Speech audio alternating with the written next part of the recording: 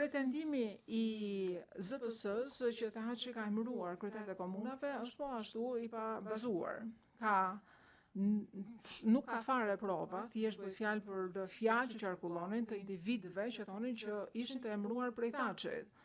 Megjithatë, nderuar gjykatës, edhe në qoftë se argumenti i ZPS-s që duhet bindur ju, nuk di se ku do dalë ZPS-ja me këtë, sepse këto emërime në vetvete nuk është se ishin vepra ose aspekte kriminale.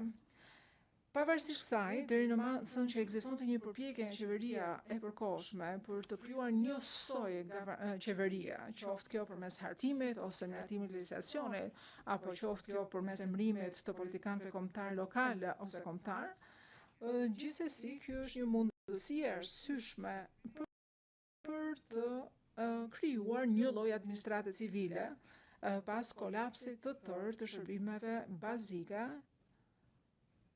kur u larguan serbët. Dhe nuk është fare asnjë lloj përpjekje për të pasur kontroll mbi vendin. Fakti është që kjo gjykatë ka dëgjuar dëshmi të gjërësishme nga ndërkombëtarët, disa për cilëve unë do t'i përmend në këtë diapozitiv. Përfshirë John Duncan, dëshmitarin në 02135, 012161 dhe kur lufta përfundoi dhe popullata serbe u largua kryesisht nga Kosova, strukturat qeveritare u kolapsuan tërësisht sepse ato kryesisht predominoshin prej serbëve.